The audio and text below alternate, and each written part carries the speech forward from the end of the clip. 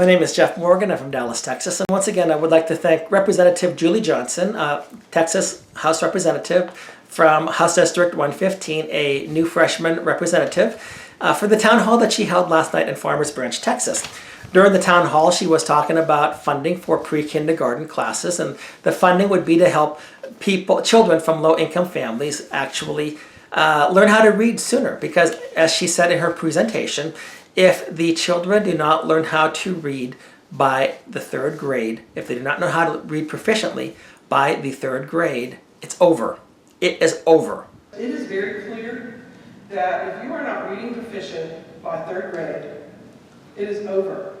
And she also argued further that there is a compelling state interest to ensure that the children entrusted to its educational care are reading by the third grade. We have a compelling state interest to make sure every child in our educational care is reading proficient by the age of third grade. And I do thank Ms. Johnson for making these comments, and especially for using the term the compelling state interest. Because in addition to the state having a compelling interest to making sure that children can read proficiently by the third grade, the state of Texas has a compelling interest to ensure that to the degree that it can, children are raised in an intact family with their natural mother and father, period.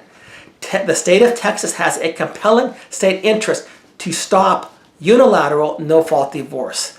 There are reasons for divorce. Divorce is a tragedy. You may say that there are strong reasons for divorce, but the divorce that we see in our society today, much of it is unnecessary, it's preventable, and it destroys children. It hurts their academic futures. It hurts even their ability to read. And if the state has a compelling state interest to ensure that children are reading proficient, it also has a compelling state interest to ensure that children are raised in intact two-parent families. One of the, an additional point that the article that I have been referring to talked about is parental involvement. Children who come from intact biological families, the parents are more involved in their adolescents' education. Adolescents in intact biological families reported that their parents participated more in school.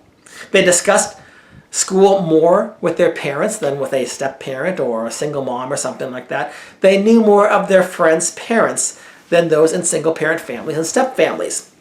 In divorced families, parental involvement cannot make up for the detriment to the children's education. Again, this is coming from the research. In divorced families, parental involvement cannot make up for the detriment to their children's education. Divorce is detrimental to your children and their education. Fathers in always intact married families are more involved in their children's homework than stepfathers are. It's more than just parental involvement that this paper talks about, but it also talks about behavior at school. So, for example, psychosocial outcomes. One study found that children in pre-disrupted families, are parents whose relationship later ended in divorce. They exhibited more academic, psychological, behavioral, drug-related problems than children who came from intact families. First grade students born to married mothers are less likely to behave disruptively.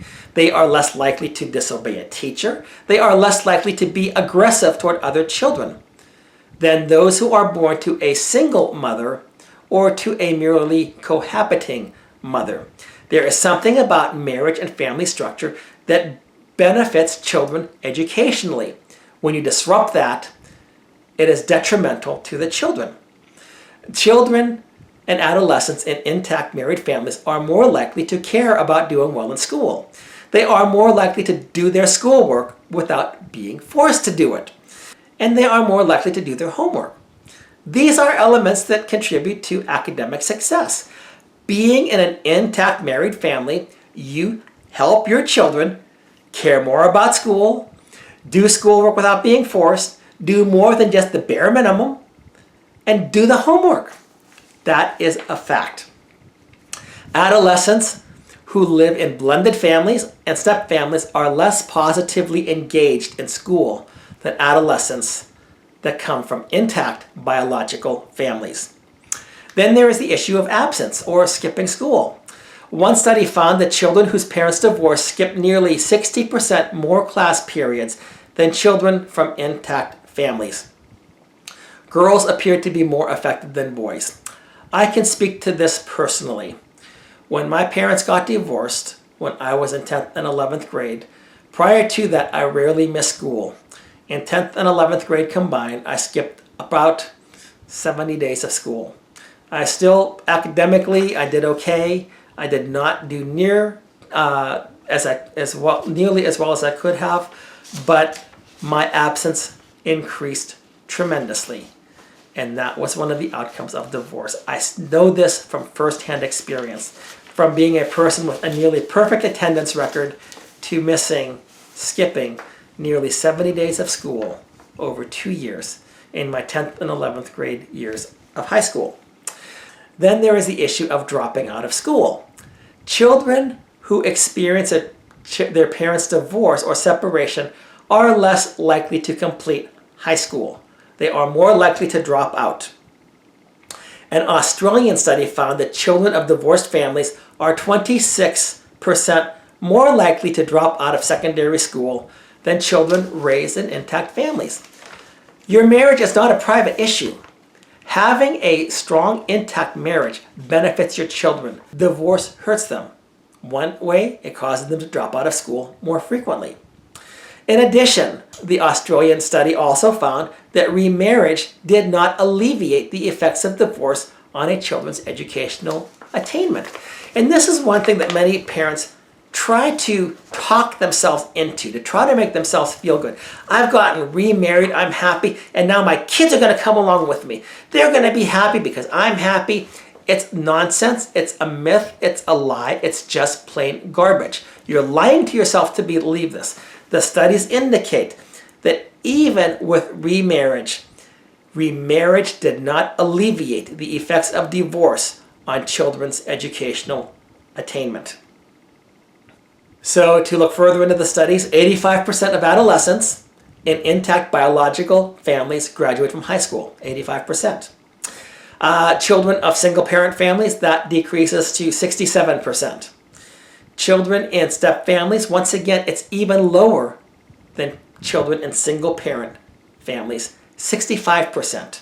85% intact families, 67% single-parent families, 65% in step families. Children who live with no parents have a 52% chance of graduating high school. Family structure makes a difference. And as Julie Johnson said last night, the state does have a compelling interest to see that the children entrusted to its educational care are reading proficient by the 3rd grade, but the state also has a compelling state interest to do what it can to ensure that children are raised in intact families with their natural mother and father, period. Divorce should be much more difficult to obtain. Reconciliation, counseling, different ways to strengthen marriage need to be at the forefront of our state. And by the way, if you make this at the forefront of our state, we will not have to spend quite as much money on these programs like these pre-kindergarten programs. Divorce often leads to poverty, instability. It affects educational desire and achievement. So we have to throw money at these programs to somehow try to fix the problem.